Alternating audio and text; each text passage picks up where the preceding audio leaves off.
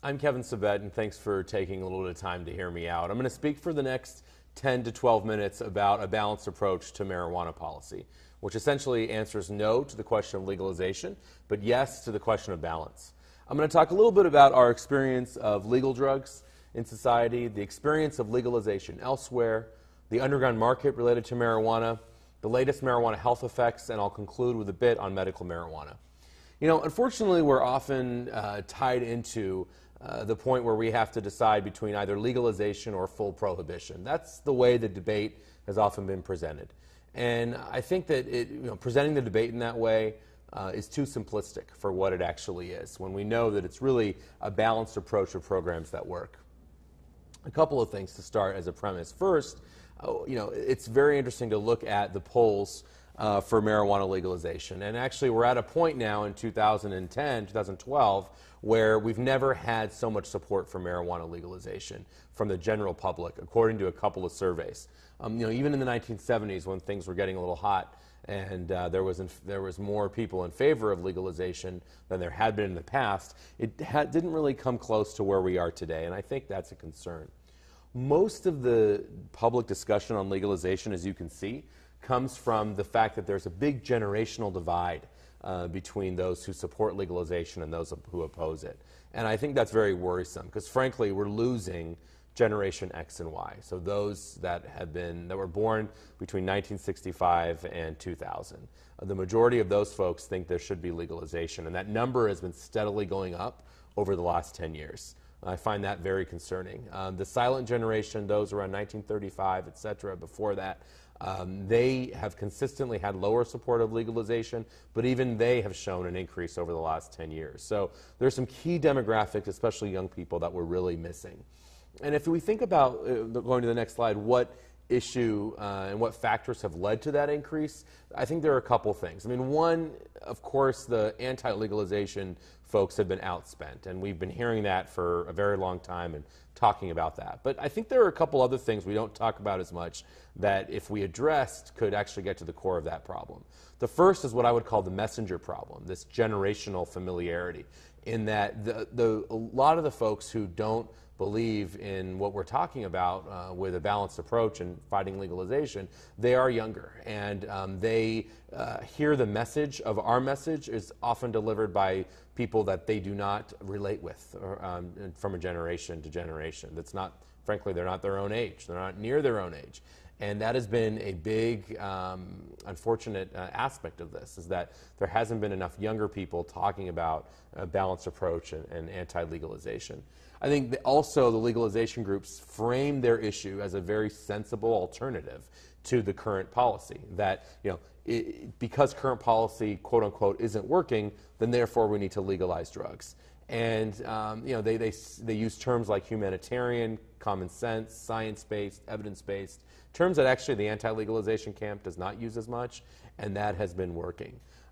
Clearly, when you look at the statistics, though, the facts are on the side of being against legalization, because legalization looks very risky when we think about the different aspects of it. First, marijuana is used at a far less rate than alcohol and tobacco, even though among youth, marijuana and tobacco in certain age groups have been, in fact, tobacco and cigarettes have been used more than marijuana in terms of surveys. Overall, the picture is still lopsided. Our legal drugs are used far more. We also know that this argument that if only we could tax marijuana, we would get some revenue that we could then use for prevention and treatment. We know that that argument is actually is pretty weak, because alcohol and tobacco each get about between $185 and $200 billion in lost social costs. Yet they also only receive about $15 to $25 billion in revenues. So think about it. That's about a 10-to-1 ratio. So this idea that we're able to legalize marijuana and the attendant social costs aren't going to way go over the revenues, I think is a bit of a pipe dream, pardon the pun. Now, if we only treated it like alcohol, is also what we hear about the criminal justice system. Marijuana is, putting everybody in jail, and so therefore, if we treated it like alcohol, we wouldn't have to arrest anybody, right? When's the last time you saw somebody being arrested for drinking beer?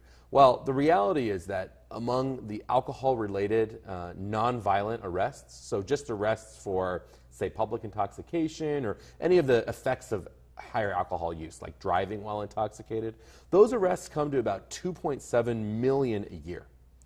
We compare 2.7 million to the number of marijuana arrests, about 840,000 marijuana arrests. In fact, all drugs combined are about 1.1 million, less, or 1.6 million, about half as alcohol-related arrests alone. And that's simply because alcohol is used more, it's widely available and accepted, and therefore it's abused more. We also know that, and the RAND Corporation, a nonpartisan think tank, has shown that the price will drop. This was their analysis of California's proposition to legalize marijuana, that the price would drop more than 80%. And therefore, consumption would increase. And this idea that we could get taxes from it was difficult because they concluded that tax evasion with an underground marijuana market would be a major concern. So, we only need to look at the way the alcohol industry has behaved over the years as an example, and also the tobacco industry, to extrapolate what legal marijuana would look like. And, all of us have seen the alcohol ads that, the fine print underneath, it says, drink responsibly. And I chuckle when I see that drink responsibly tagline, because if the alcohol industry actually wanted us to drink responsibly, everybody who used alcohol, they would be out of business. They don't make any of their money from those people who drink responsibly. They make their money from the small number of very heavy users. So it's something like 70% of their income from about 10 to 15% of users. That is totally lopsided, and that's an incentive for heavy use. And this idea that legalization has been tried elsewhere, I think we need to be clear about it. First, no modern country has ever tried legalization. In fact, the U.S. did try it about 100 years ago, and there was the increases in cocaine and heroin, and that's why we have our anti-drug laws today. But in terms of today's drug policy, not even the Netherlands can claim that they have full legalization. They have something that's more like a de facto legalization, where they don't enforce their laws among a small group, among the coffee shops. And if you look within the Netherlands to look at what that has done, there's actually been a 2- to 3-fold increase in youth marijuana use from the time they really started commercializing it after it was legal to about 12 years after that. That was a RAND study between 84 and 96. They looked at that pivotal time. Portugal, other countries, there have been some increases, some decreases. Really depends on what year you look like. There's been some good research and some good commentary on the importance of really digging into these studies to make sure that it's well understood what they're saying, because a lot of people have misused them. Back to this issue that drug offenses, especially marijuana, as you can see, is crowding our prisons. We did a state-level analysis, the Bureau of Justice Statistics, from 2007, and they found that about 0.1% of offenders were marijuana only, with no prior arrests and no prior offenses. And if you look at those sentenced prisoners between 1985 to 2009 in terms of drug offenses were the initial reason why we saw the rise in incarceration in the U.S. in the 80s, no doubt about it, from mandatory minimums and harsh sentencing. But really, if you look actually over the last 10 years from 2000, drug offenses have been plateauing while incarceration has been increasing. So there have been other reasons for this rise in incarceration. And, I think it's a worthy cause to reduce incarceration rates. That is something we should try and aim for. But we need to be very clear about the facts in terms of where drug offenses fall into that. It's also important to look at the underground market issue and crime. People have claimed that if only we legalize, we'll get rid of the black market.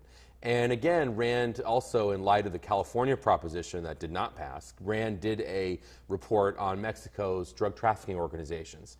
And they basically found that they earned about 15 to 25% of their revenue from marijuana. And they concluded that it was unlikely that legalization would either A, eliminate the black market for drugs, or B, get rid of drug trafficking organizations. It simply wouldn't happen. They're making their money from multiple things, not just marijuana, first of all. And secondly, there is no incentive for the underground market to disappear if there are high taxes that the state is imposing on these drugs.